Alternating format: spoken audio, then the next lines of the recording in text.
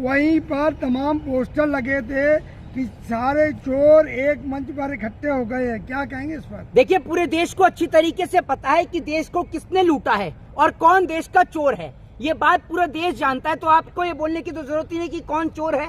सबको पता है कि कौन चोर है और किसकी सरकार के राज में लाखों करोड़ों रुपए लेकर देश के उद्योगपति फरार हुए। सब लोग अच्छी तरीके से जानते हैं और बखूबी जानते हैं। ठीक है ना, कि नीरव मोदी कौन है, विजय माल्या कौन है, मेहुल चोकसी कौन है, सबको अच्छी तरीके से पता है। और दूसरी बात ये कि जो परिवारवाद की बात कल तक किया करते थे, आज उनके मुंह से परिवारवाद नहीं निकल रहा है। जब से आपने देखा है कि अमित शाह जी का बेटा जय शाह में बीसीसीआई में बैठा है, वो जय शाह अमित शाह जी का बेटा, तब से परिवारवाद पे बात नहीं होती है। जब से राजनाथ सिंह का बेटा पंकज सिंह एमएलए बना है, तब से परिवारवाद पे बात ही नहीं होती है। परिवारवाद जो सबसे बड़ा है वो है भारतीय जनता पार्टी के अंदर, क्योंकि भारतीय जनता पार्टी के नेता सबको लड़ाने का काम करते हैं और उनकी पार्टी के नेताओं के बच्चे विदेशों में जाकर पढ़ने का काम करते हैं। यानी गरीब जनता को लड़ाओ और अपने बच्चों को विदेश में पढ़ाओ, इस पॉलिसी पे काम करने का काम देश के नेता करते हैं। अमित शाह ने कहा कि मात्र एक फोटो सेशन था। जी, मात्र एक फोटो सेशन था, इसके अलावा कुछ नहीं था। अच्छा, तो आपकी पार्टी में क्या फोटो सेशन था? ये तो बताइए जरा। अपनी पार्टी में तो देख लीजिए कि कितनी बड़ी लड़ाई चल रही है। एक और महाराष्ट्र के अंदर देवेंद्र फडणवीस और एकनाथ शिंदे के बीच लड़ाई चल रही है, तो दूसरी ओर राजनाथ सिंह का अलग गुट बन रहा है, योगी आदित्यनाथ का अलग, नरेंद्र मोदी अमित शाह जी का अलग।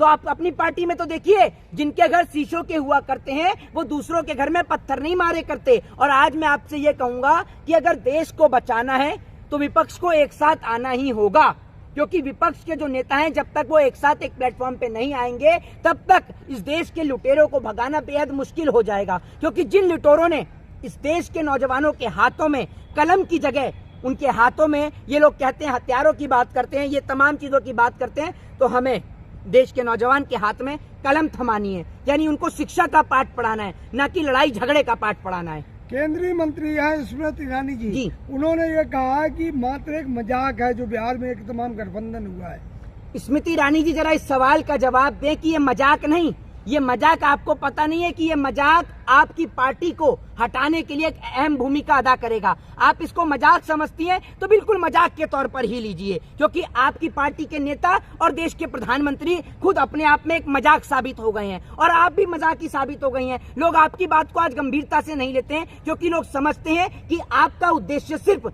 राजनीतिक स्टंट था, आपका उद्देश्य सिर्फ राजनीति में आकर लोगों को मूर्ख बनाने का था, जिस तरीके से आज देश के प्रधानमंत्री बना रहे हैं। ये वही केंद्रीय मंत्री स्मृति ईरानी है जो सिलेंडर के ऊपर 10 रुपए बढ़ने पर दिल्ली के जंतर मंतर पर विराजमान हो जाया करती थी, लेकिन आज 1100 पार का सिलेंडर पहुंच गया है तो केंद्रीय मंत्री स्मृति ईरानी जी बोलने को तैयार नहीं है। आखिर उनकी चुप्पी का कारण है तो है क्या?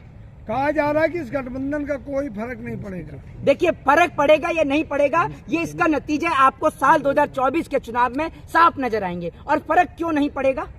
या तो आपने ईवीएम में घोटाला कर रखा है इसलिए फर्क नहीं पड़ेगा, वरना फर्क तो बहुत बड़ा पड़ने वाला है। ये बात मैं आपको बता दूं, इतना बड़ा फर्क पड़ने वाला है कि ये भी हो सकता है कि भारतीय जनता पार्टी के आधे दर्जन से ज्यादा नेता अपनी जमानत भी जब्त करा ले। इतना बड़ा फर्क पड़ सकता है। एक और सवाल किया गया है कि दूल्हे बहुत पहुंचे बिहार जी, पर सेहरा किसके सर पे सजेगा ये पता नहीं है।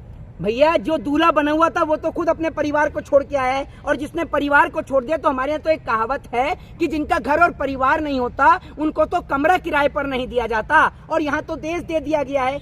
एक कहानी दिल्ली के मुख्यमंत्री अरविंद केजरीवाल ने चौथी पास राजा की सुनाई थी।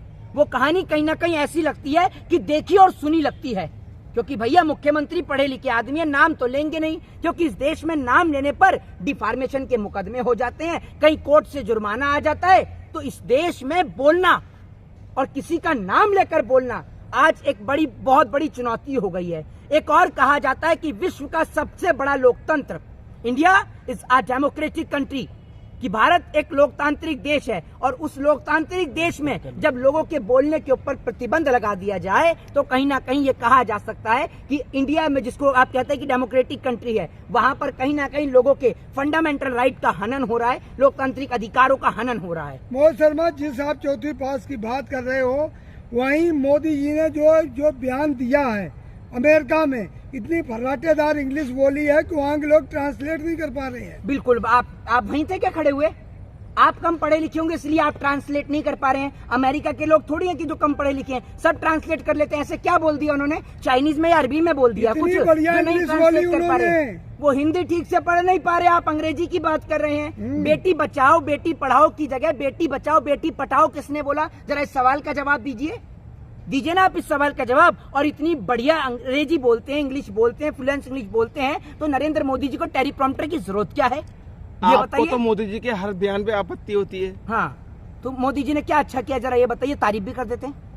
देश तरक्की तो कर रहा है ना, ढंग के बज रहे हैं। देश की तरक्की का मुझे पता नहीं, आप लोगों की तरक्की हो गई। आप लोग अपनी तरक्की को अगर देश की तरक्की समझते तो मैं कुछ नहीं कह सकता, वरना आप बता दीजिए मोदी जी ने क्या काम किया है। पूरे अमेरिका में बच्चे बच्चे की जुबान पे सिर्फ मोदी और मोदी था। अच्छा, हाँ। तो मुझे लगता है था आपने बोला, यानी आप अमेरिका से ही आए हैं, अमेरिका में कवरेज कर रहे अरे थे आप? हमें गर्व है कि हमारे देश के प्रधानमंत्री मोदी जी वहाँ गए थे अच्छा। और उन्होंने वहाँ प्रेस कॉन्फ्रेंस की है। ये तो नहीं कह रही थी अमेरिका की जनता कि नरेंद्र मोदी जी आप इस देश के राष्ट्रपति बन जाइए, अभी जो बाइडेन को उठा के फेंक देते हैं, ये तो नहीं कहा? ना ऐसा क्यों कहेंगे? ऐसा तो नहीं कहा कि भैया आप यहाँ से चुनाव लड़िए। अरे दूसरे देशों ने डिमांड की है, मोदी जी अमेरिका से तुरंत बाद दूसरे देश चले गए। अच्छा, तो एक बात मुझे बताइए, अमेरिका में महंगाई बेरोजगारी को भी अब मोदी जी समाप्त करेंगे क्या? मैं तो कहता हूं कि अगर अमेरिका को अगर अपनी स्थिति का बुरा हाल करवाना है तो एक बार राष्ट्रपति जो बाइडेन की जगह नरेंद्र मोदी को बना दें, पता चल जाएगा। अमेरिका को अगर ये लोग भारत से पीछे न लाकर खड़ा कर दें। आज भारत जो प्रगति किया है, भारत के अंदर जो इसरो, एम्स और तमाम जो अनुसंधान आपको देखने को मिलते हैं, वो सब देन है हमारे देश की पिछली सरकारों की। चाहे वो प्रधानमंत्री माननीय श्री अटल बिहारी वाजपेयी हो, चाहे फिर वो माननीय प्रधानमंत्री जी लाल बहादुर शास्त्री जी हो, चाहे फिर वो माननीय प्रधानमंत्री डॉक्टर मनमोहन सिंह हो, चाहे फिर वो माननीय प्रधानमंत्री चंद्रशेखर जी हो। ये उन सब की देन है, उन सब की बदौलत है कि आज हमारा देश के अंदर सभी चीजें हैं। अगर इस देश को आजादी के वक्त अगर नरेंद्र मोदी जैसा प्रधानमंत्री मिल जाता तो इस देश के अंदर कोई संस्थान नहीं बन पाता और कुछ नहीं बन पाता और ये देश दोबारा गुलाम हो जाता। और अगर आजादी से पहले इस देश को ऐसा कोई व्यक्ति मिल जाता तो देश आजाद भी नहीं हो पाता। अच्छा ये बताइए कि मोदी जी देश के प्रधानमंत्री हैं हमारे, तो इस बात को लेकर आपको गर्व नहीं होता क्या?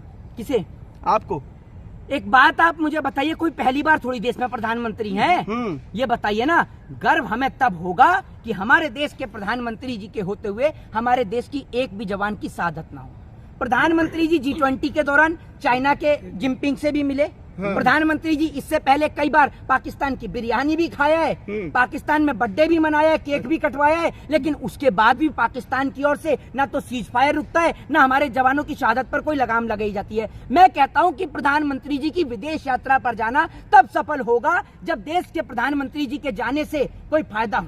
बेफजूल के घूमने से कुछ नहीं होता। कैसे करते हैं? 56 इंची सीना है तो नापा है? आप टेलर वही थे क्या जिसने 56 इंच का सीना नापा? आप वही टेलर हैं? आपको हमारे प्रधानमंत्री की बड़ाई हजम क्यों नहीं होती है? बढ़ाई नहीं होता, पहली बात बढ़ाई होता है। बढ़ाई और क्या बोला है। अच्छा काम किया है जरा ये बताइए बढ़ाई महोदय, हाँ। बताइए बढ़ाई महोदय क्या अच्छा किया है हमारे मोदी देश जी का ने? मान सम्मान गौरव मर्यादा सब बढ़ाई है। पहले नहीं थी भारत देश की मान सम्मान गौरव और मर्यादा?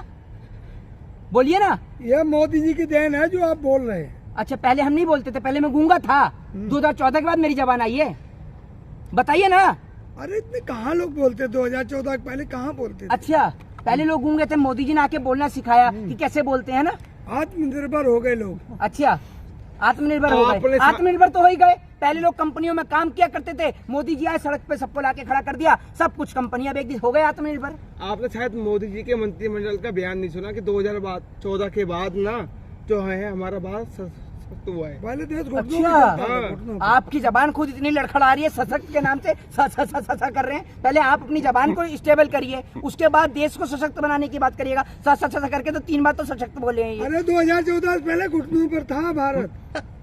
आप इस प्रकार का बयान देकर भारत देश को अपमानित न करें, अरे ठीक है ना? नड्डा जी ने खुद कहा है। किसने कहा है? नड्डा जी ने। हैं? नड्डा जी ने। नड्डा जी से कहिए पहले अपने जाकर गृह राज्य में अपना चुनाव जीते हैं, ठीक है ना? पहले अपना चुनाव जीते हैं, फिर पता चल जाएगी कितना सशक्त है। उनकी जनता ने उनको ही नकार दिया और वो बात करें सशक्त भारत की। तो आप लोगों से यही कहता हूँ कि एजुकेशन, हेल्थ और डेवलपमेंट के नाम पर वोट दे। जय हिंद, जय भारत, वंदे मातरम।